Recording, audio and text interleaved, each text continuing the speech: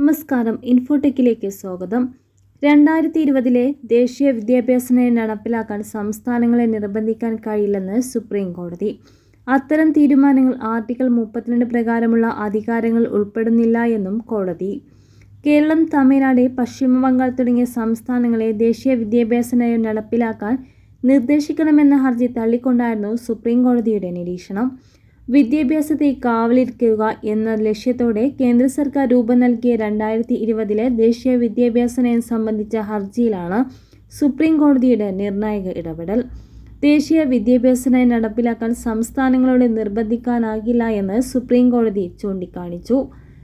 BJP ഇതര സർക്കാരുകൾ ഭരിക്കുന്ന കേരളം, തമിഴ്നാട്, പശ്ചിമ ബംഗാൾ എന്നീ സംസ്ഥാനങ്ങൾക്ക് നയം നടപ്പിലാക്കാൻ നിർദ്ദേശം നൽകണമെന്ന ഹർജി തള്ളിയ സുപ്രീം കോടതി ഭരണഘടനയുടെ ആർട്ടിക്കിൾ 32 പ്രകാരം സുപ്രീം കോടതിക്ക് നയം നടപ്പിലാക്കണമെന്ന് സംസ്ഥാന സർക്കാരുകളോട് നിർബന്ധിക്കാൻ കഴിയില്ലെന്ന് ഉത്തരവിടുകയായിരുന്നു.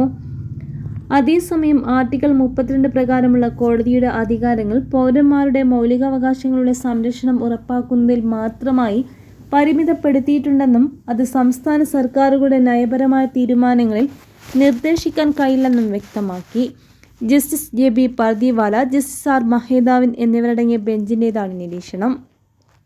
ത്രിഭാഷാ നയം സംബന്ധിച്ചും ഇതുതന്നെയാണ് നിലപാടെന്നും കോടതി ചൂണ്ടിക്കാട്ടി. ദേശീയ വിദ്യാഭ്യാസ നയവുമായി ബന്ധപ്പെട്ട് ഒരു സംസ്ഥാനത്തിൻ്റെ നടപടിയോ നിഷ്ക്രിയത്വമോ എന്തെങ്കിലും മൗലികാവകാശങ്ങളോ ലംഘിക്കുകയാണെങ്കിൽ കോടതിക്ക് ഇടപെടാം.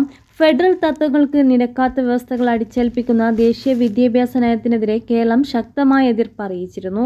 വിദ്യാഭ്യാസ സ്ഥാപനങ്ങളെ നോക്കുകുത്തിയാക്കി സംഘപരിവാർ അജണ്ട നടപ്പിലാക്കാനാണ് 2020 ദേശീയ വിദ്യാഭ്യാസ നയത്തിലൂടെ കേന്ദ്ര സർക്കാർ ശ്രമിക്കുന്നതെന്നും കേരളം നിലപാട് വ്യക്തമാക്കിയിരുന്നു.